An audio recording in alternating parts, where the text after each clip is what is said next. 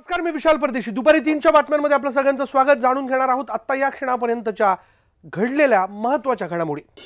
सुरुवात करूयात ब्रेकिंग न्यूजने. आज मुंबईचे महापौर विश्वनाथ महाडेश्वर यांनी आपल्या नव्या महापौर निवासाची पाहणी केली आहे. ई वॉर्ड म्हणजेच भायखळ्यातील राणीबागेत असलेला हा जो बंगला आहे हा हेरिटेज दर्जाचा आहे आणि त्यामुळे हेरिटेज विभागाचे अधिकारी आणि महापौर त्याचबरोबर त्यांची पत्नी पूजा आणि मुलासह या बंगल्याची पाहणी करण्यासाठी ते आले होते आणि त्यांनी अनेक सूचना केलेल्या आहेत. सध्या महापौर राहत असलेल्या शिवाजी पार्कातील महापौर निवासाच्या ठिकाणी बाळासाहेब ठाकरेंचं स्मारक बांधायला जानेवारीच्या 3ऱ्या आठवड्यात सुरुवात केली जाईल आणि अशात महापौरांना किमान 15 जानेवारीपर्यंत या घरात राहायला येणं अपेक्षित आहे आणि त्यांनी केलेल्या सूचनेनुसार तिथे काही बदल देखील करावे लागणार आहेत.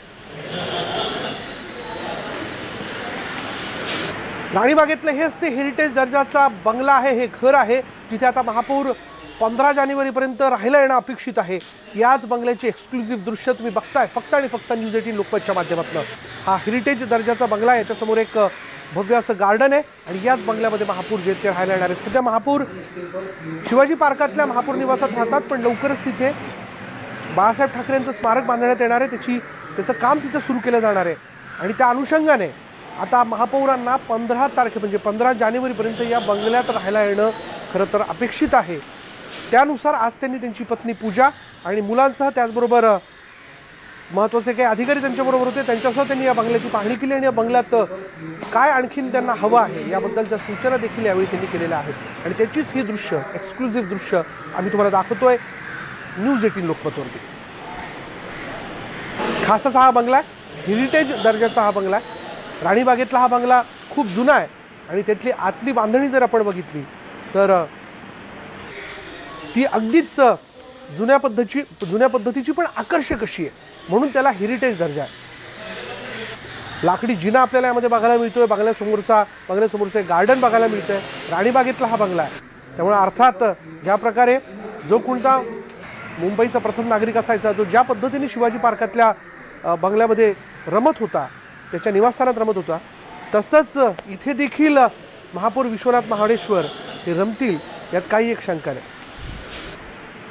मुंबईचे महापौर विश्वनाथ महाडेश्वर हे लवकरच राणीबागेत इथे राहायला येऊ घातले आणि अशा परिस्थितीमध्ये त्यांनी आज या नव्या महापौर बंगल्याचा दौरा केला आणि एकंदर कोणकोणत्या गोष्टी पाहिजेत, काय काय सुधारणा केल्या पाहिजेत याचा त्यांनी आढावा घेतला. त्यांची पत्नी आणि त्यांचा मुलगा त्यांच्यासोबतच आहेत. पत्नी साहजिकच आहे कारण त्या घरात राहायचं आहे, त्यामुळे त्यांच्याकडून प्रत्येक गोष्टी जाणून घेतल्या गेल्या. किचनमध्ये काही बदल पाहिजे का, बेडरूम कसे पाहिजे, मुलाला आणि मुलीला कोणते बेडरूम दिले पाहिजे, एकंदर अशा पद्धतीचं त्यांनी खरं तर सगळी ही माहिती ही अधिकाऱ्यांनी दिलेली आहे. आपण पाहतोय जवळच बाजूलाच आहे महापौर बंगला. हा नवा बंगला आहे. इथे खरं तर अतिरिक्त आयुक्त जरा राहायचे. त्यांनी 30 नोव्हेंबरला बंगला खाली केलाय आणि आता 23 नोव्हेंबरच्या आत म्हणजे साधारणतः 23 जानेवारीच्या आत म्हणजे जानेवारीच्या 2ऱ्या आठवड्यात इथे राहायला यायचं आहे आणि अशा परिस्थितीमध्ये त्यांनी या सगळ्या जागेचा आढावा घेतलेला आहे. महापौरांशी बोलण्याचा प्रयत्न करूया, जाणून घेऊया की काय काय त्यांनी गोष्टी खरं तर बदलासाठी सांगितलेल्या आहेत. महापौरजी, तुम्ही राहायला लवकरच येणार आहात. महापौरजी, तुम्ही लवकरच इथे राहायला येणार आहात. अशा परिस्थितीमध्ये कोणकोणत्या गोष्टींचे बदल झाले पाहिजेत अशा सूचना केल्या तुम्ही? विशेष तशा मोठ्या सूचना कोणत्याही केलेल्या नाही आहेत. सध्याच्या महापौर निवासामध्ये हिंदुहृदय सम्राट शिवसेना प्रमुख श्रीमान बाळासाहेब ठाकरे यांचं भव्य स्मारक होणार आहे आणि ते महापौर निवास स्मारकासाठी स्मारक समितीच्या ताब्यात दिलेला आहे. या वास्तूमध्ये अतिरिक्त आयुक्त आबासाहेब जराड राहत होते. त्यांनी आता हा बंगलो खाली केलेला आहे.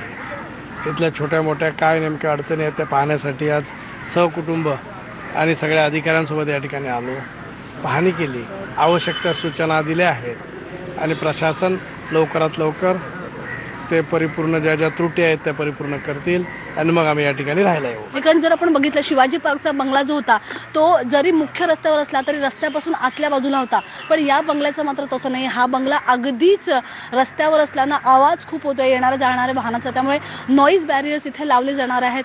लाईटसाठी जो सपोर्ट आहे तर त्याच्यासाठी एक इन्व्हर्टर लावला जाईल जेणेकरून लाईट कधी गेला तर मग त्रास नको आहे. एकंदर लहान लहान गोष्टी म्हणजे सर्वंट कुठे राहणार, कोण त्यानंतर महिला सुरक्षा रक्षकांना कपडे बदलायला कुठे जागा, अशा सगळ्या लहान लहान गोष्टींची चौकशी करून महापौर खरं तर निघालेत, पण लवकरच ते इथं राहायला येतील. व्हिडिओ जर्नलिस्ट रमेश सह स्वाती लोखंडे डोके, न्यूज 18 लोकमत, मुंबई.